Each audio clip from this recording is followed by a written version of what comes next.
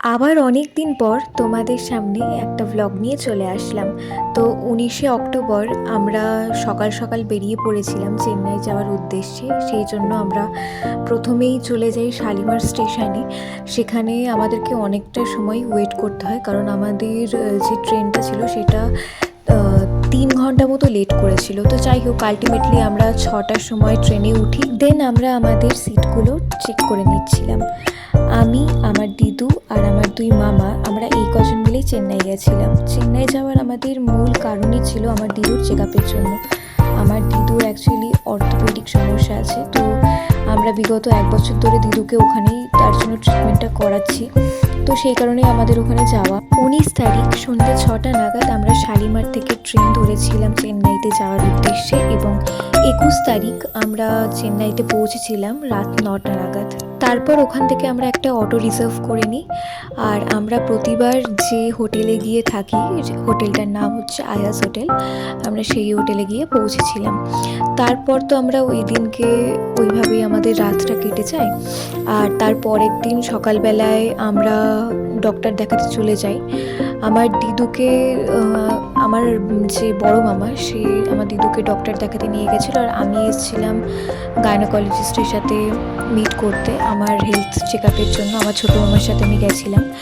তো ওখানে আমি কিছু টেস্ট করাই, তারপর আমি আবার আমার দিদুর কাছে চলে যাই। অ্যাকচুয়ালি উইমেন্স হসপিটাল আর অ্যাপোলো মেন হসপিটাল দুটো আলাদা আলাদা জায়গায়। তো ফার্স্টে আমি আমার যে উইমেন্স হসপিটাল ছিল সেখানে যাই, অ্যান্ড দেন আমি আমার দিদুর হসপিটালে যাই।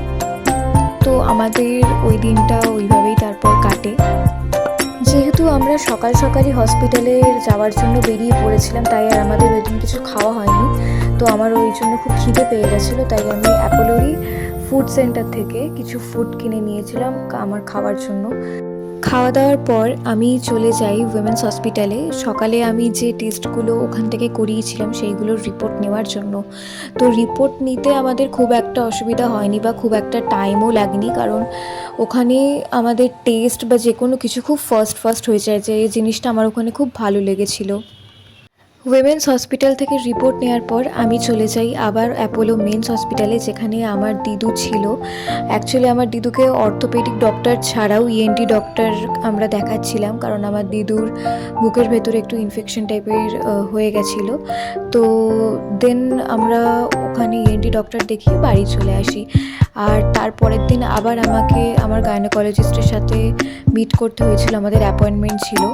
তো আমরা ওখানে ডাক্তারের সাথে অ্যাপয়েন্টমেন্ট নিই অ্যান্ড কথা বলি। তারপর আমরা বাড়ি ফিরি, অ্যান্ড বিকেলবেলায় আমি আর আমার 2 মামা আমরা চেন্নাইতে একটুখানি ঘুরতে বেরিয়েছিলাম।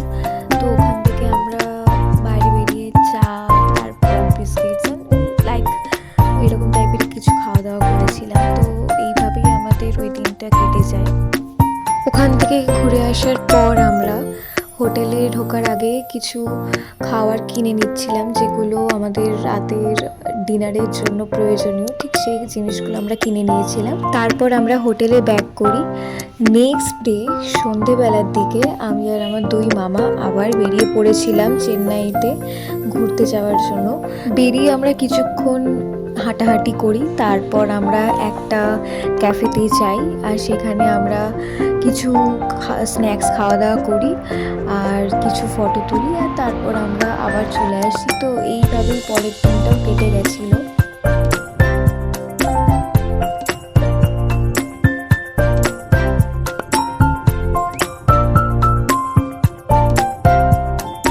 নেক্সট ডে আমরা ব্রেকফাস্টে ধোসা খেয়ে নিই, আর তারপর আমরা আবার বেরিয়ে পড়ি ডক্টরের কাছে যাওয়ার জন্য। তো আমরা একটা ডেন্টিস্টের অ্যাপয়েন্টমেন্ট নিয়েছিলাম আমার দিদুকে দেখানোর জন্য। তো সেখান থেকে ডক্টর দেখিয়ে নেওয়ার পর আবার অ্যাপোলো মেন হসপিটালে চলে যাই। ওই দিনকে আমার দিদুর কিছু টেস্ট করানোর ছিল, তো তারপর ওখানে আমরা টেস্ট করাই। আমাদের অনেকটা সময় লেগেছিল টেস্ট করাতে।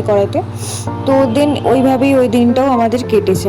চেন্নাইতে আমরা টোটাল 5 দিন স্টে করেছিলাম। তার মধ্যে যেদিন লাস্ট ডে ছিল সেই দিনকে আমরা দুপুর করে বেরিয়ে পড়েছিলাম ওখানকার বেশ কিছু সুন্দর জায়গা ঘুরতে যাওয়ার জন্য। তো ফার্স্টেই আমরা চলে গেছিলাম স্নেক পার্কে। ওখানে বিভিন্ন ধরনের স্নেকস ছিল, তো সেইগুলো আমরা ফার্স্টেই দেখে নিই। তারপর আমরা একটা চিলড্রেন্স পার্কে গেছিলাম, আর দেন আমরা লাস্টে গেছিলাম অষ্টলক্ষ্মী টেম্পলে। ওখানে লক্ষ্মীর 8টা রূপ আমরা দেখতে পেয়েছিলাম ওই মন্দিরটায়। আর ওই মন্দিরে যেহেতু কোনো রকমের ছবি বা ভিডিও করা একদমই স্ট্রিক্টলি নিষেধ ছিল, ওই জন্য আমি কিছু করতে পারিনি। আর লাস্টলি আমরা গেছিলাম এডওয়ার্ড ইলট বিচে। তো ওই দিনটা আমরা ওইভাবেই কাটাই। আমরা বিচ থেকে তার হোটেলে চলে আসি। পরের দিনের জন্য আমরা আবার প্রিপেয়ার হচ্ছিলাম, কারণ পরের দিন আমাদের বেরোতে হতো। তো সকাল সকাল আমরা ওই দিনকে বেরিয়ে পড়েছিলাম অনেকটা ভোরেই। তো তারপর চেন্নাই স্টেশনে আমরা চলে গেছিলাম। আর তারপর ওখান থেকে আমাদের ট্রেন ছিল সম্ভবত 7টা নাগাদ, সকাল 7টা নাগাদ। তো তারপর আমরা ট্রেনে উঠি, আর তারপর সেই আবার ট্রেনে যেরকম সবার সময়টা কাটে সেই রকমভাবেই আমাদের সময় কাটলো। বিশাখাপট্টনমে যখন ট্রেনটা থেমেছিল তখন আমার 2 মামা ওখানকার একটা স্পেশাল ডিশ ট্রাই করছিল। আমার ওই ডিশটা অতটা খেতে ভালো লাগেনি বলে আমি আর খাইনি। তো তারপর আমরা রাত্রিবেলা ডিনার করে নিয়ে আমরা পরের দিন সকালবেলায় আমাদের গন্তব্যস্থল শালিমারে পৌঁছে যাই। অ্যান্ড দেন শালিমারে আমাদের জন্য আমাদের ড্রাইভার অলরেডি ওয়েট করছিল। তো আমরা 12টার সময় শালিমারে পৌঁছই। তো তারপর আমরা ওখান থেকে বাড়ি ফিরতে আমাদের 2টো হয়ে যায়। তো 2টোর সময় আমরা বাড়ি ফিরি।